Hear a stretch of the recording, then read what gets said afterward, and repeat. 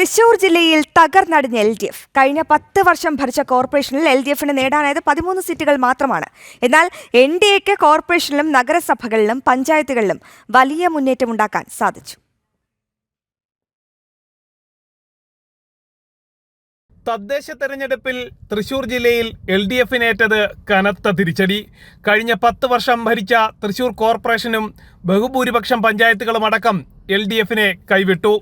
LDFന് കോർപ്പറേഷനിലും നഗരസഭകളിലും പഞ്ചായത്തുകളിലും വലിയ തിരിച്ചടി നേരിട്ടപ്പോൾ ആശ്വാസമായത് ജില്ലാ പഞ്ചായത്ത് നിലനിർത്താൻ പറ്റിയതാണ്. 7-ൽ 6 നഗരസഭകളിലും NDAക്ക് വലിയ മുന്നേറ്റം കാഴ്ചവെക്കാൻ കഴിഞ്ഞു. കൊടുങ്ങല്ലൂർ നഗരസഭയിൽ NDA പ്രതിപക്ഷമായി തുടരും. 39 വാർഡുകളുള്ള കുന്നംകുളം നഗരസഭയിൽ NDA 7 സീറ്റുകൾ നേടി. LDF 18 സീറ്റുകൾ നേടിയപ്പോൾ UDFന് ലഭിച്ചത് 9 സീറ്റുകളാണ്. 5 സ്വതന്ത്രന്മാരും വിജയിച്ചിട്ടുണ്ട്. ഇരിങ്ങാലക്കുട നഗരസഭയിൽ 6 ജയിക്കാൻ NDAക്ക് കഴിഞ്ഞു. ഗുരുവായൂർ നഗരസഭയിൽ NDAയുടെ 2 പേരും വടക്കാഞ്ചേരി നഗരസഭയിൽ 2 പേരും വിജയിച്ചു. ചാലക്കുടി നഗരസഭയിൽ 1 സീറ്റും നേടാൻ കഴിഞ്ഞു. 46 സീറ്റുകളുള്ള കൊടുങ്ങല്ലൂർ നഗരസഭയിൽ 18 സീറ്റ് നേടി NDA പ്രധാന പ്രതിപക്ഷമായി തുടരും.